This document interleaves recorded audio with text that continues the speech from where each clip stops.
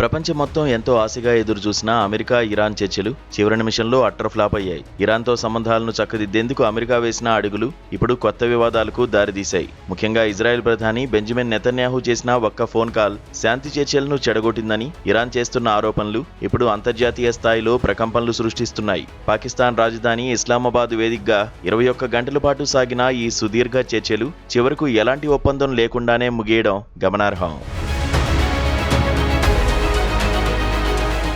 ఈ పరిణామంపై ఇరాన్ విదేశాంగ మంత్రి Syed Abbas Araghchi social media వేదికగా విరుచుకుపడ్డారు. చర్చలు కీలక దశలో ఉండగా నెతన్యాహు అమెరికా ఉపాధ్యక్షుడు జేడీ వాన్స్ కు ఫోన్ చేశారని, ఆ తర్వాతే అమెరికా తన మాట మార్చిందని ఆయన ఆరోపించారు. యుద్ధంతో సాధించలేని ప్రయోజనాలను అమెరికా చర్చల ముసుగులో పొందాలని చూస్తోందని ఆయన ఎద్దేవా చేశారు. ఇజ్రాయెల్ ప్రయోజనాల కోసమే అమెరికా ఈ చర్చలను పక్కదారి పట్టించిందని టెహ్రాన్ వర్గాలు తీవ్రంగా విమర్శిస్తున్నాయి. చర్చల వైఫల్యానికి అమెరికా పెట్టిన షరతులే ప్రధాన కారణమని తెలుస్తోంది.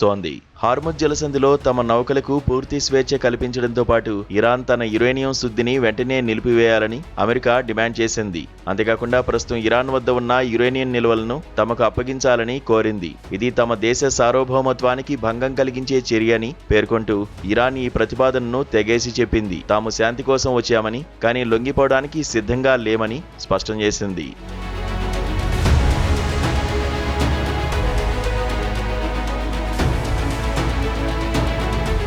2 వారాల క్రితం కుదిరిన తాత్కాలిక కాల్పుల విరమణ ఒప్పందం మరో 9 రోజుల్లో ముగియనుంది. ఇది ముగిస్తే పశ్చిమాసియాలో మళ్లీ యుద్ధమేఘాలు కమ్ముకోవడం ఖాయం.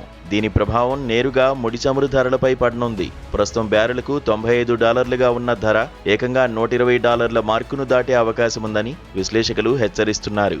అదే జరిగితే భారత్ లాంటి దేశాల్లో పెట్రోల్, డీజిల్ ధరలు మళ్లీ పెరిగే ప్రమాదం ఉంది. ఇరాన్పై సైనిక చర్య తీసుకునే విషయంలో అమెరికాకు ఇప్పుడు తన సొంత మిత్ర దేశాల నుంచే వ్యతిరేకత ఎదురవుతోంది. స్పెయిన్, ఇటలీ వంటి దేశాలు ఇప్పటికే అమెరికాకు మద్దతిచ్చేది లేదని స్పష్టం చేశాయి. నెతన్యాహు ఫోన్ కాల్ వివాదంపై వాషింగ్టన్ ఇప్పటివరకు స్పందించలేదు.